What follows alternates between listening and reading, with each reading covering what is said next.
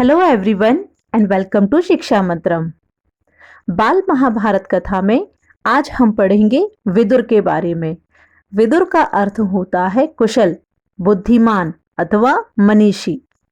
तो हिंदू ग्रंथ महाभारत के केंद्रीय पात्रों में से एक वह हस्तिनापुर के प्रधानमंत्री, कौरवों और पांडवों के काका और धृतराष्ट्र एवं पांडु के भाई विदुर थे। उनका जन्म एक दासी के गर्भ से हुआ था और विदुर को धर्मराज का अवतार भी माना जाता है। ज्यादा विस्तार से हम इस पाठ में विदुर के बारे में पढ़ते हैं। तो चलिए शुरू करते हैं। पाठ 5 विदुर। विचित्र वीर्य की रानी अंबालिका की दासी की कोख से धर्मदेव का जन्म हुआ था। वह ही आगे चलकर विदुर के नाम से प्रख्यात हुए। धर्मशास्त्र तथा राजनीति में उनका ज्ञान अथाह था। वे बड़े निष्प्रह थे। क्रोध उन्हें छू तक नहीं गया था। युवावस्था में ही पितामह भीष्म ने उनके विवेक तथा ज्ञान से प्रभावित होकर उन्हें राजा धृतराष्ट्र का प्रधानमंत्री नियुक्त कर दिया था।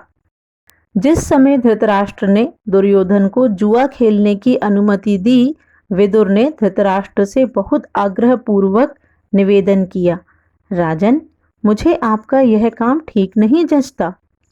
इस खेल के कारण आपके बेटों में आपस में बैरभाव बढ़ेगा। इसे रोक दीजिए।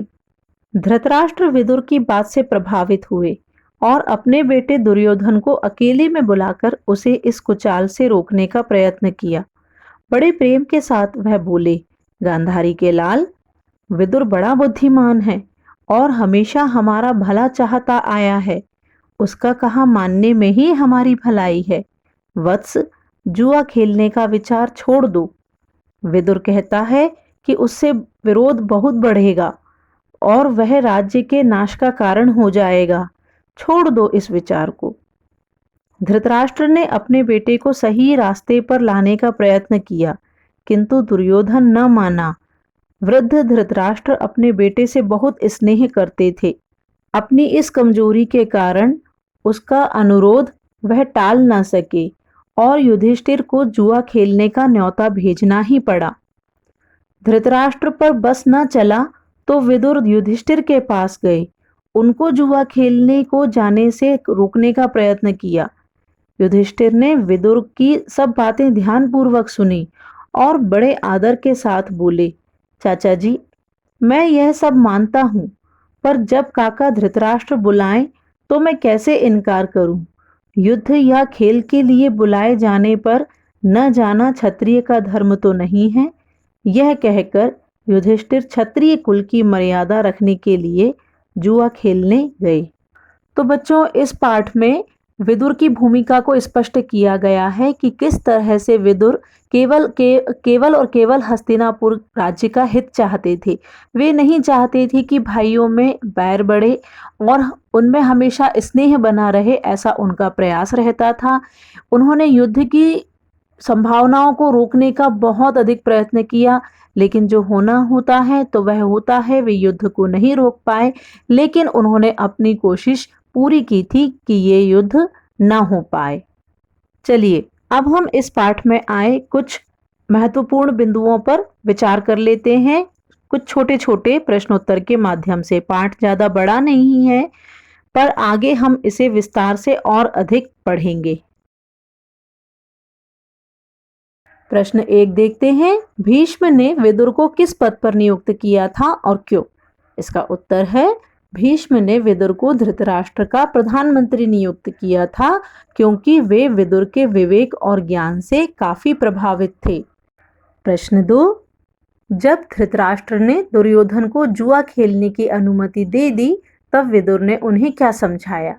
इसका उत्तर है, जब धृतराष्ट्र ने दुर्योधन को जुआ खेलने की अनुमति दे दी तब विदुर ने उन्हें समझाया कि उन्हें यह काम ठीक नहीं जचता। इस खेल से उनके बेटों का आपस में बैर भाव बढ़ेगा, जो राज्य के नाश का कारण बनेगा। प्रश्न 3, धृतराष्ट्र की कमजोरी क्या थी? इसका उत्तर है, धृतराष्ट्र की कमजोरी उनका पुत्र प्रेम था। वे अपने बड़े बेटे दुर्योधन से अपार स्नेह करते थे। एक प्रश्न और लेते हैं। क्षत्रियों का धर्म क्या होता है? इसका उत्तर है युद्ध में या खेल में बुलाए जाने पर जाना ही क्षत्रियों का धर्म होता है। बच्चों, इस पाठ में विदुर के बारे में बहुत संक्षिप्त रूप से बताया गया है, किंतु महाभारत की कथा में विदुर का पात्र अत्यंत महत्वपूर्ण भूमिका निभाता है।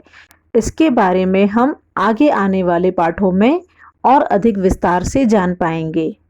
तो आज के वीडियो में बस इतना ही। आशा करते हैं कि आपको महाभारत कथा के ये सभी वीडियोस पसंद आ रहे होंगे और आपने अभी तक चैनल को सब्सक्राइब कर दिया होगा।